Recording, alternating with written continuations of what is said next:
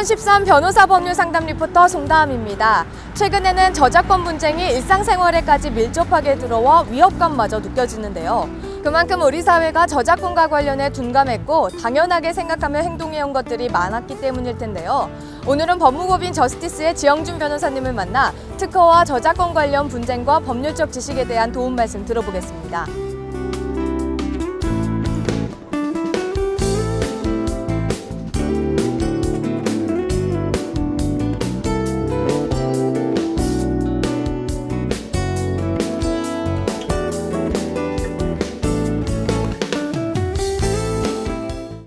저는 변호사란 다른 사람을 설득시켜 갈등을 해결하는 직업이라고 생각합니다. 그런데 다른 사람을 설득시키기 위해서는 그 사람의 입장이 되어보아야 하고 또 많이 알아야 한다고 생각합니다. 그래서 저는 끊임없이 연구하고 배우는 그러한 변호사가 되고자 합니다.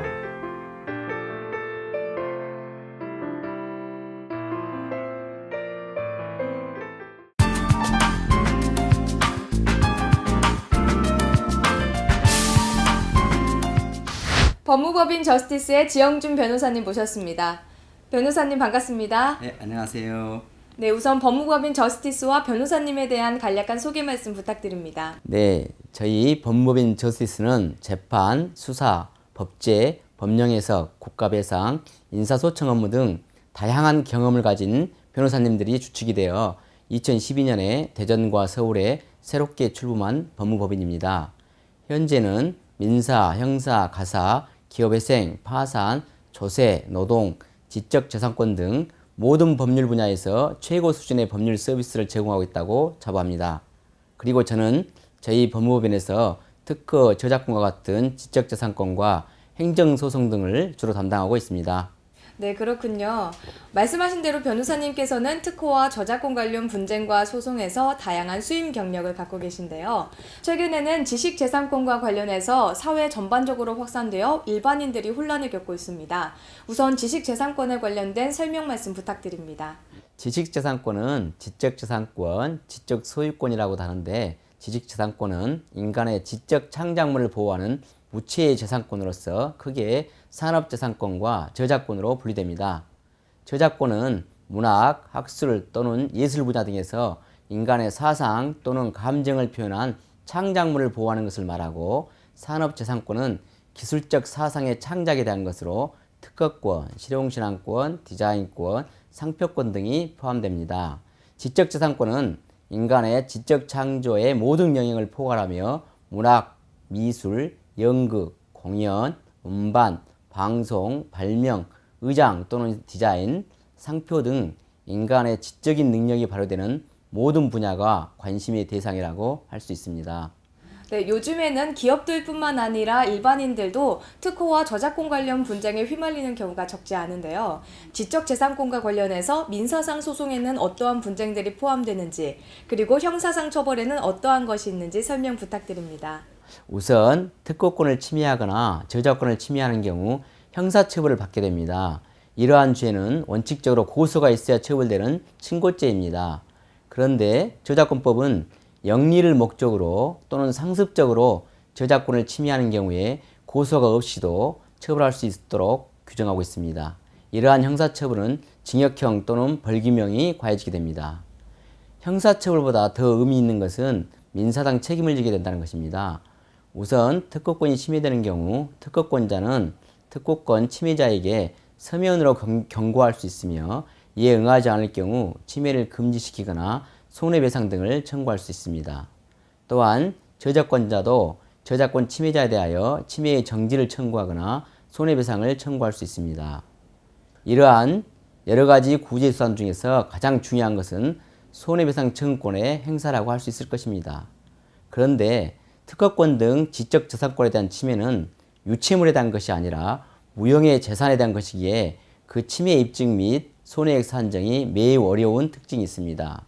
만일 이러한 어려움으로 인해 권리침해가 부정되거나 손해배상액이 낮게 인정된다면 일반인들은 굳이 비용을 지불하고 특허 발명이나 저작물을 적법하게 사용하기보다는 무단으로 이를 이용하려 할 것입니다. 안 들키면 좋고 들키더라도 정당한 라이센스 비용보다 배상액이 적기 때문입니다. 반대로 너무 과도한 배상액이 인정된다면 권리자는 권리 침해를 의도적으로 방기하거나 또는 우월적 지위를 남용함으로써 산업 발전을 위축시킬 수도 있을 것입니다. 따라서 적정한 손해배상액의 산정은 어려운 문제이며 나아가 권리보호와 문화산업발전이라는 또 다른 이념을 조화시키는 것이 매우 중요한 문제입니다. 네, 그렇군요. 최근에는 새로운 기술의 산물인 컴퓨터 소프트웨어와 유전공학 기술 등의 보호 방법과 보호 범위가 지적소유권 보호제도의 한 과제가 되고 있습니다. 새롭게 떠오르고 있는 신지적재산권은 어떤 것인지 설명 말씀 부탁드립니다. 앞서 말씀드린 바와 같이 인간의 지적 창조물을 보호하는 지식재산권은 크게 보아 산업재산권과 저작권의 둘로 분류되고 있습니다. 문학작품, 음악, 미술 등에 대한 권리는 저작권으로 보호하고 있으며 특허, 실용신호안, 디자인, 상표 등은 산업재산권으로 보호하고 있습니다.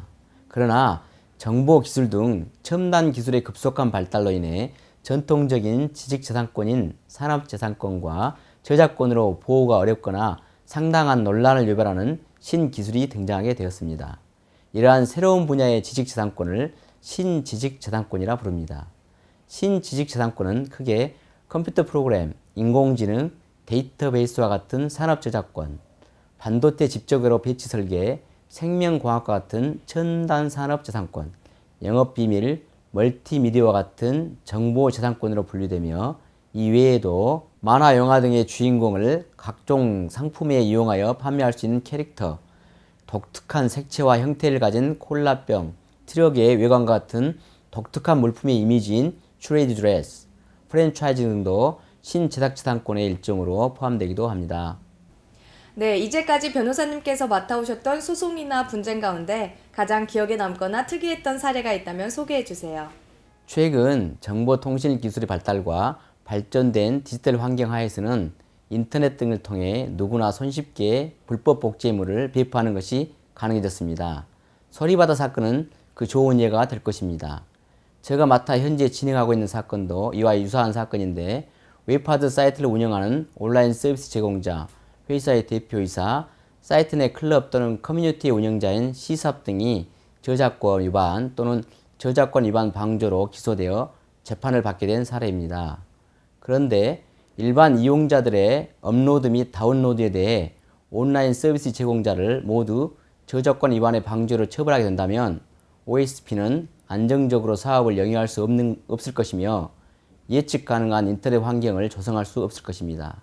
그리하여 최근 한-EU FTA 및 한미 FTA의 온전한 이행을 위해 개정된 저작권법은 온라인 서비스 제공자의 서비스 유형을 세분화하여 이에 따라 책임이 면제되는 기술적인 조건을 상세하게 열거하고 있습니다. 이러한 법 규정들은 미국 디지털 밀레니엄 저작권법, 즉 DMCA의 규정을 거의 그대로 받아들인 것인데 이러한 온라인 서비스 제공자의 면책 규정을 바라보는 시각은 미국의 법원과 우리 법원 사이에 큰 차이가 있습니다. 전체적으로 P2P 기술 등 온라인 서비스 기술과 저작권의 충돌 문제에 접근하는 양국 법원의 입장에는 큰 차이가 있음을 알 수 있습니다.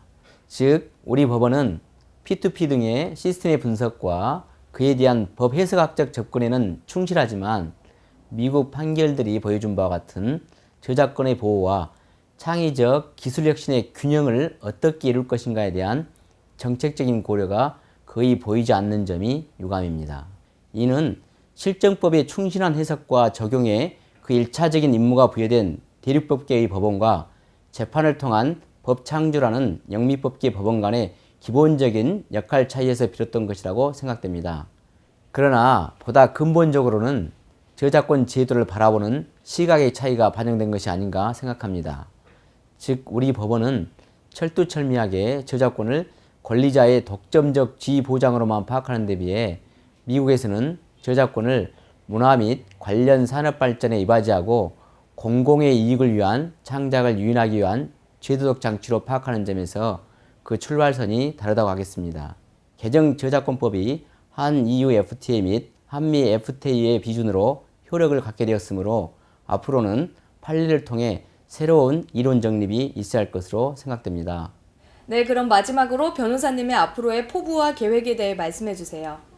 저를 포함한 저희 법무법인 저스티스의 구성원들은 우선 고객의 말씀을 충분히 듣고 고객의 입장에서 최적의 법률 서비스를 제공하기 위해 늘 연구하고 배우는 자세로 임할 것입니다. 또한 빠르게 변화하는 시대적 상황과 고객의 요구에 신속하게 대응하는 것은 물론 정확한 사건 진단을 해드리며 고객과의 의사소통을 무엇보다 중요시하고 있습니다. 앞으로도 관련 법령에 대한 깊이 있는 연구와 정확한 분석, 세심한 법률 서비스를 위해 끊임없이 노력할 것입니다.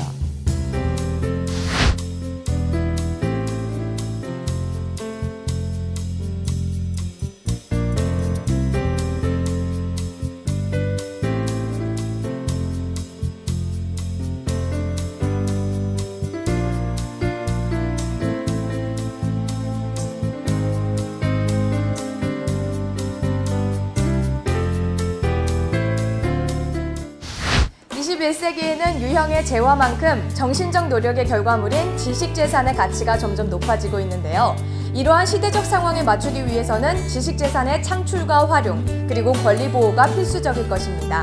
앞으로 법무법인 저스티스의 지영준 변호사님이 특허 저작권 분쟁에서 자신의 권리를 지키기 어려운 이들에게 법률적 도움을 주시길 기대해봅니다. 지금까지 2013 변호사 법률 상담 리포터 송다함이었습니다.